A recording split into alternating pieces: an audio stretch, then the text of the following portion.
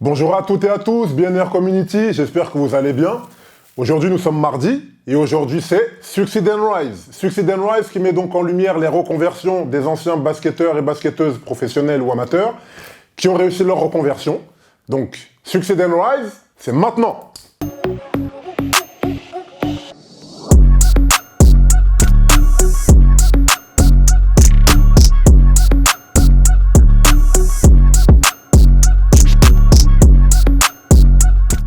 Et aujourd'hui, nous recevons un invité particulier.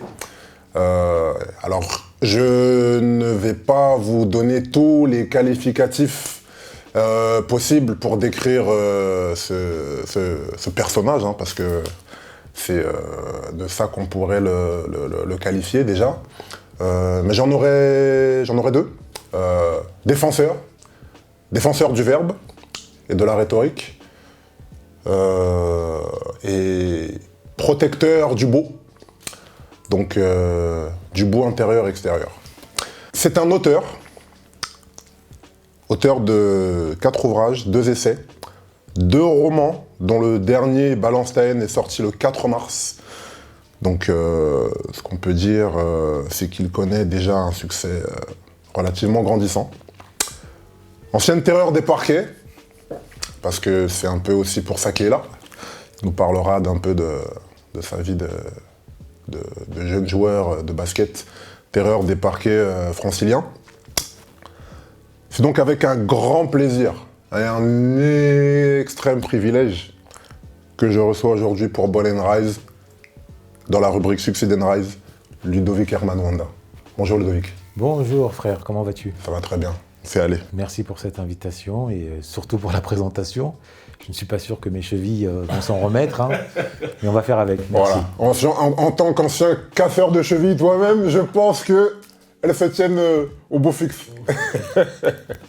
Bon, vraiment merci beaucoup. Merci beaucoup pour l'invitation d'avoir répondu présent. C'était pas forcément évident par rapport au timing de tout un chacun, hein, voilà.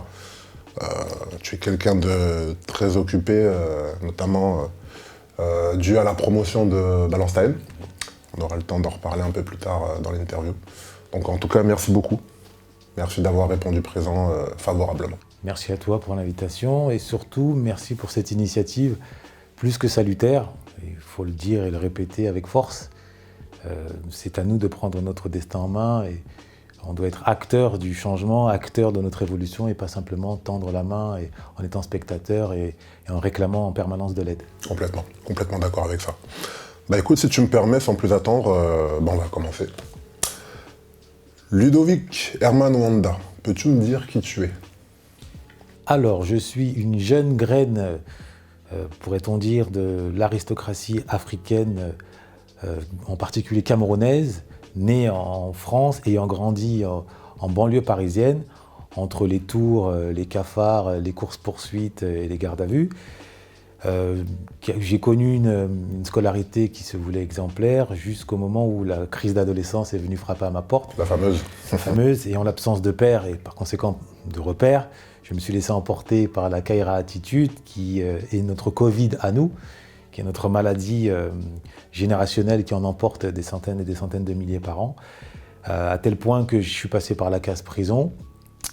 Et de là, j'ai entamé une renaissance. Quand je dis de là, j'avais 20 ans, une renaissance qui m'a propulsé vers ma vocation, ma double vocation, la première étant celle d'être écrivain et la deuxième qui consiste à offrir la liberté à un maximum de personnes, à savoir la liberté linguistique. Car pour maîtriser sa vie, il faut d'abord maîtriser le verbe. Donc voilà dans les grandes lignes qui je suis sur le plan, on va dire, professionnel. Bien, ça marche. Comment est-ce que tu es arrivé au basket? Alors je suis arrivé au basket par un coup de tonnerre au sens premier du terme, puisque à l'origine, j'étais fan absolu, j'étais passionné de football. Je ne ratais jamais un épisode d'Olivier Tom. Je me prenais moi-même pour Olivier, un jour pour Olivier, un autre jour pour Marc Landers. Ah, Landers, c'est le fameux. Évidemment, le fameux. Et figure-toi un soir, alors que je rentrais dans l'entraînement, une averse s'est abattue sur moi, sur nous. Je suis rentré donc à la maison totalement trempé. Ma mère, me voyant comme ça en éponge, décide, comme toute mère poule, que je ne dois plus effectuer de sport à l'extérieur. C'est comme ça qu'elle m'a interdit de poursuivre la carrière de Mbappé qui m'attendait. Et bien, progressivement, contre mauvaise fortune bon cœur, j'ai essayé de me tourner vers un sport intérieur et de manière hasardeuse, pris par la main par un ami, et je suis tombé sur le basket en regardant le club de ma ville dans lequel j'avais grandi, évolué, et dans lequel se trouvait un jeune prometteur, une jeune pépite qui m'en a mis plein la vue. C'est comme ça que je me suis laissé entraîner. Et puis après j'ai découvert notre Superman, en tout cas notre génération, Jordan, qui, il faut quand même savoir qui était Jordan pour nous. C'était la première fois, parce qu'on n'avait pas connu Mohamed Ali. Voilà, on n'avait pas connu Mohamed Ali et son charisme. Tyson était quand même un peu là, mais surtout Jordan. Jordan, c'était notre super-héros, c'était notre Superman. Et donc j'étais emporté par la vague Jordan. Et ensuite, moi, à titre individuel, je me suis identifié à Iverson. Bon, quand tu parlais de cheville, je me suis identifié à Iverson, notamment à son dribble croisé que j'ai fait mien. D'autant plus qu'Iverson a connu ce que nous on avait connu, la case-prison ou les gardes à vue. Enfin, il a eu lui aussi, pour ceux qui connaissent, une adolescence plus que chaotique. Donc vraiment, l'identification était assez facile, très forte. Donc c'est comme ça que moi je suis tombé dans le basket à corps perdu, au point de tourner le dos à l'école. D'abord pour le basket, même si j'avais certes un pied sur les terrains de basket, mais un autre pied dans la délinquance. Et c'est comme ça que je menais de front, entre guillemets, ces deux carrières, carrière de basketteur et carrière de délinquant.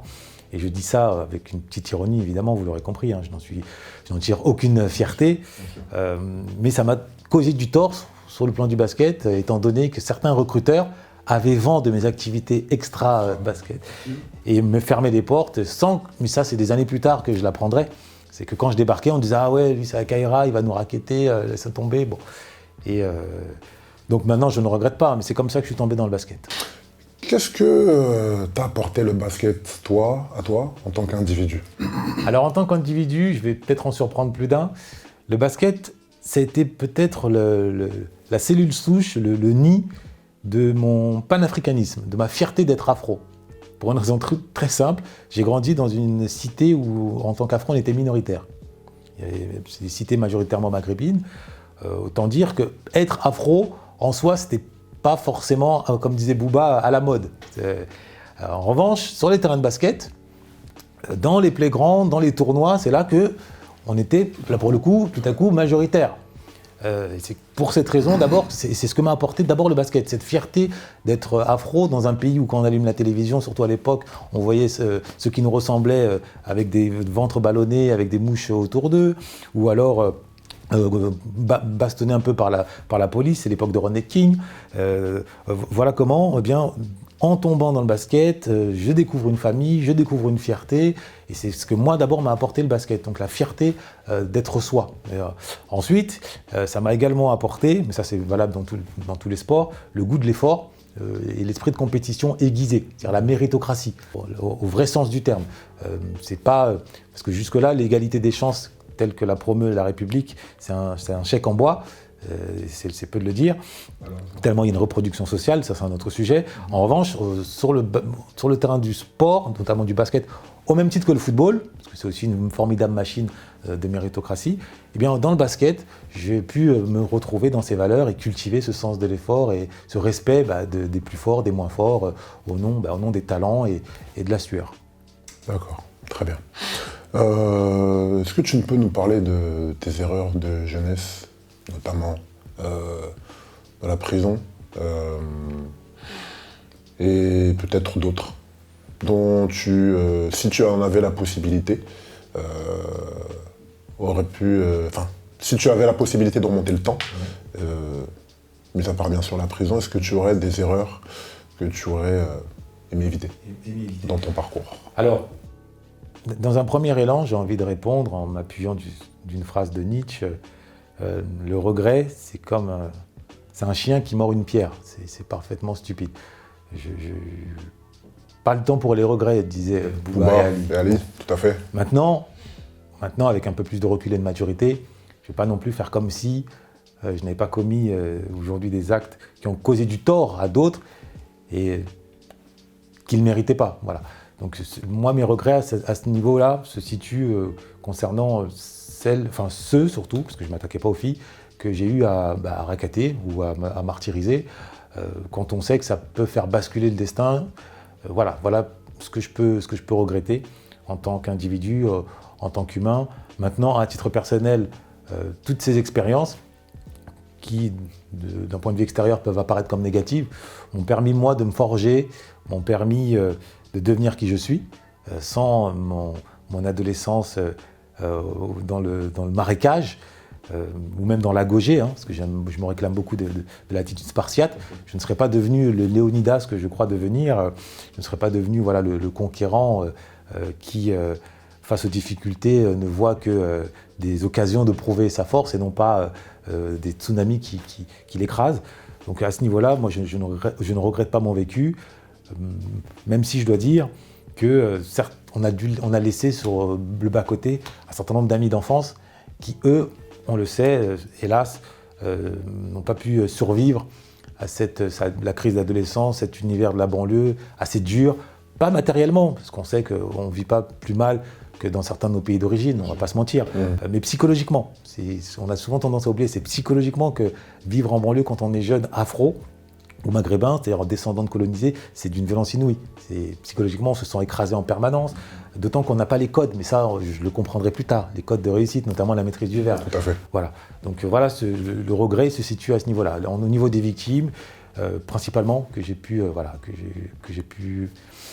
dont j'ai pu faire basculer un peu le destin. D'accord, très bien. Quel est ton point de vue sur la nouvelle génération, notamment sur l'évolution du jeu, du basket? Alors, vous répondre comme un Georges Eddy le pourrait, ce serait vous mentir.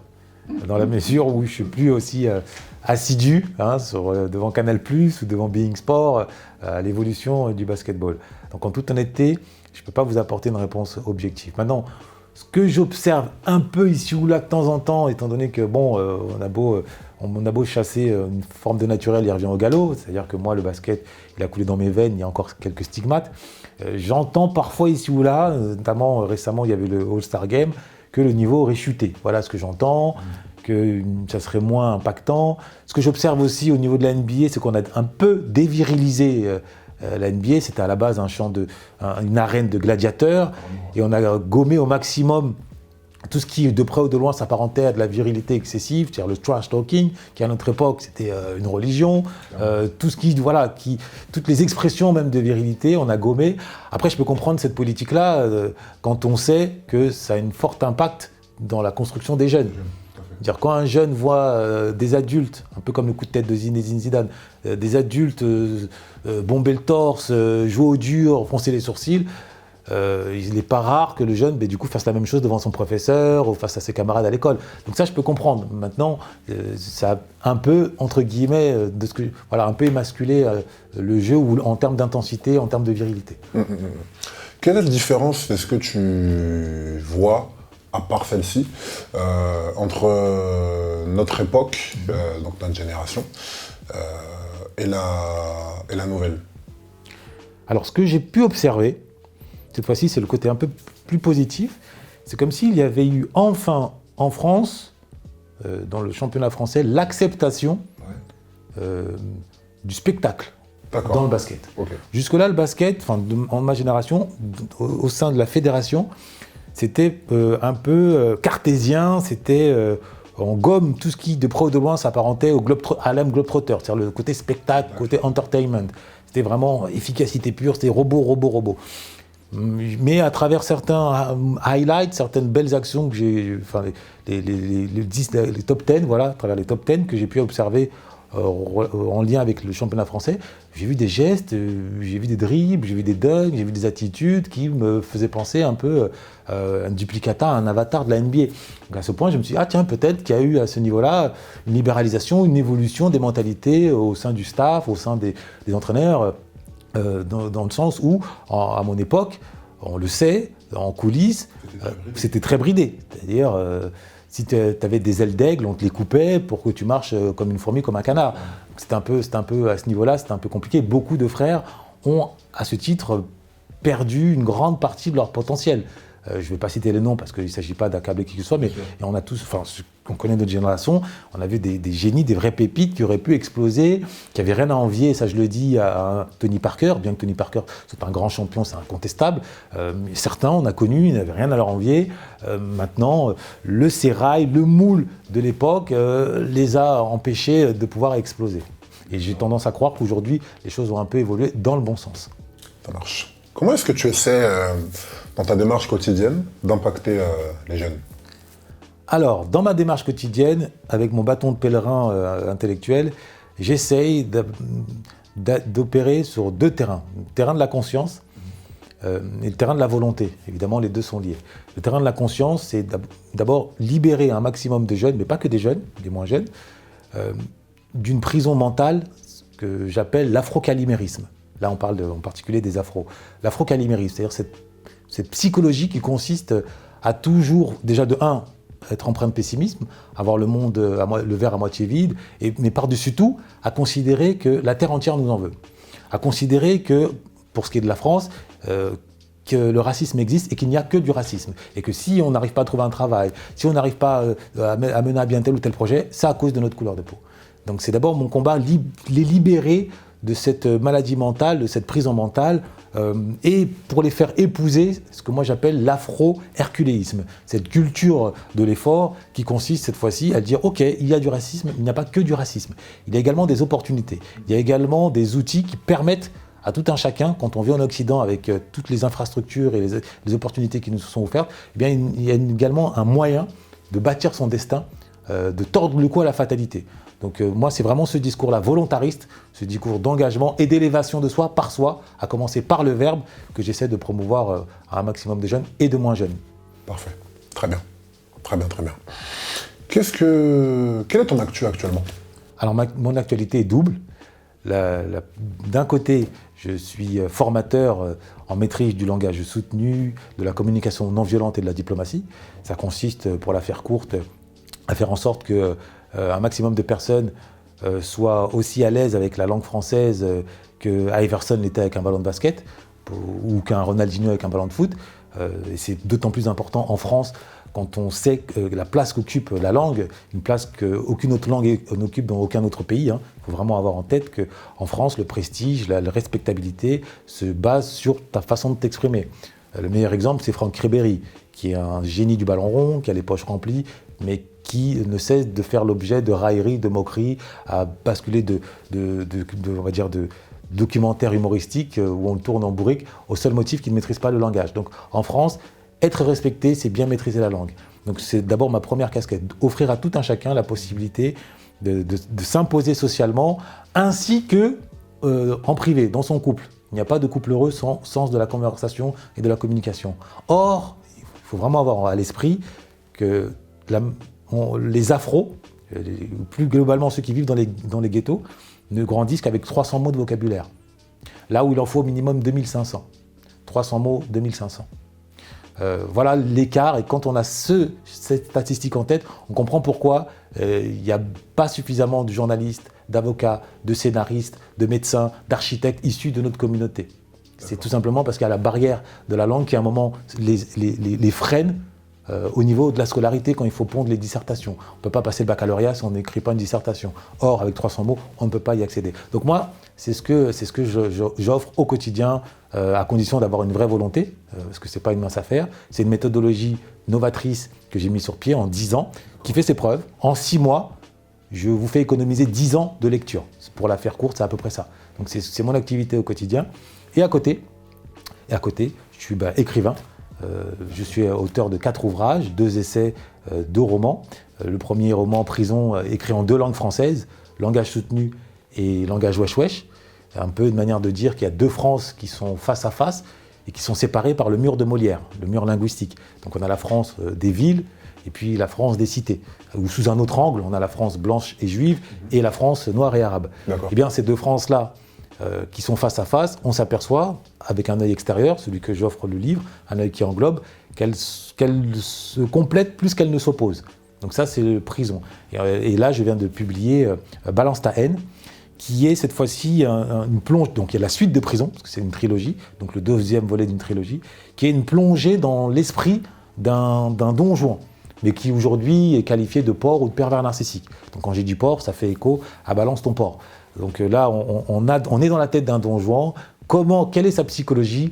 Comment se fait-il qu'il ne voit la femme ou qu'il résume la femme à un corps? Donc on a un portrait aussi de l'hypersexualisation de la société, la place de la pornographie. Est-ce que les hommes, on leur a appris à aimer?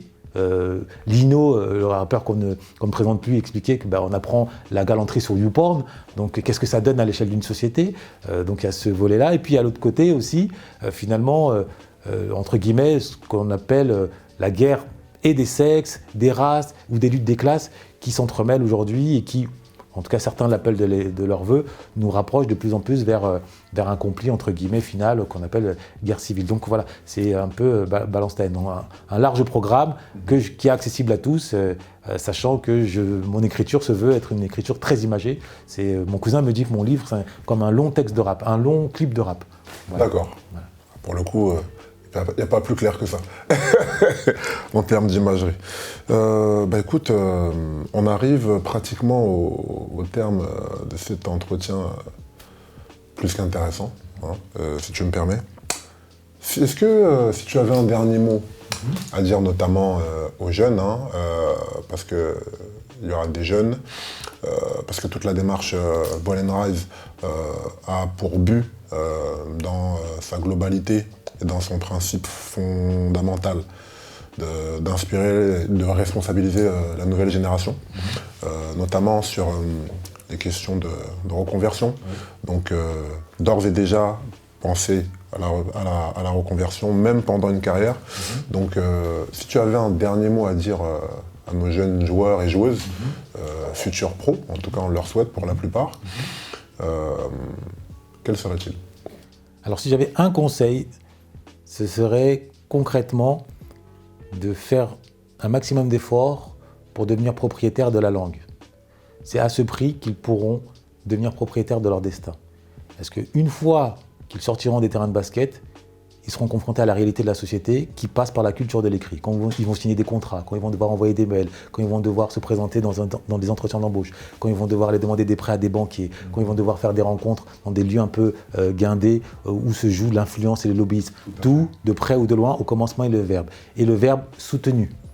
Dire « wesh, t'as capté, t'as vu », c'est bien entre nous quand on a 15 ans, quand on a 20 ans, quand on ne prête pas attention aux subtilités de la langue. Arrivé à un certain âge, ça c'est l'exclusion.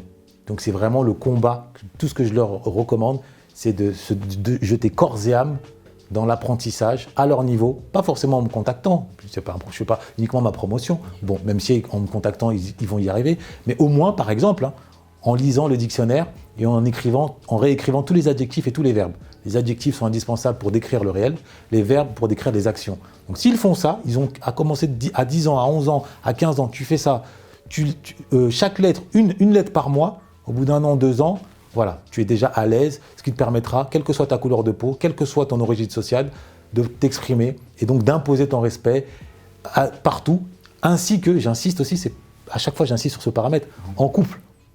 Parce que c'est bien beau de réussir ta vie, mais si tu ne réussis pas ton couple, à quoi bon? Tu peux construire un palais si tu es tout seul dans ton palais. À quoi bon? Tu peux avoir des enfants, mais si tu es incapable de les aider, de communiquer avec eux, de leur transmettre les valeurs, et de converser au sens large, et pas uniquement avec des coups ou avec une contrainte, les sourcils froncés, à quoi bon? Or, tous ces éléments-là, donc l'amour, l'éducation, la réussite professionnelle, ont pour colonne vertébrale la maîtrise du verbe. Voilà ce que j'ai à dire. Acquérez au maximum, prenez possession du verbe si vous voulez vraiment prendre possession de votre vie. Très bien. Écoutez, sur ces paroles plus qu'éclairées, plus que sages et plus que précises, hein, quant à ce que vous avez à faire, quant à ce qu'il vous reste à faire, très chère nouvelle génération, nous arrivons donc au terme de l'interview, concrètement. Ludo, qu'est-ce qu'on peut te souhaiter, mon frère? Que je parvienne à mener à bien ma mission qui consiste à transformer, à révolutionner le système éducatif, tant en France que sur le continent et l'espace francophone. Sur lequel je sais que tu es très impliqué. Oui, merci. Merci beaucoup à toutes et à tous d'avoir suivi cet entretien. Merci infiniment. Merci à toi, merci à vous, à toute l'équipe. J'ai été très bien accueilli, je tiens quand même à le dire, avec chaleur et professionnalisme. Et ça, il faut quand même le dire quand c'est au rendez-vous. Merci infiniment. On se retrouve pour un prochain épisode de Succeed and Rise. Ball and Rise, n'oubliez pas, vous êtes à la maison. Merci d'avoir suivi cette interview et à très vite. Ciao.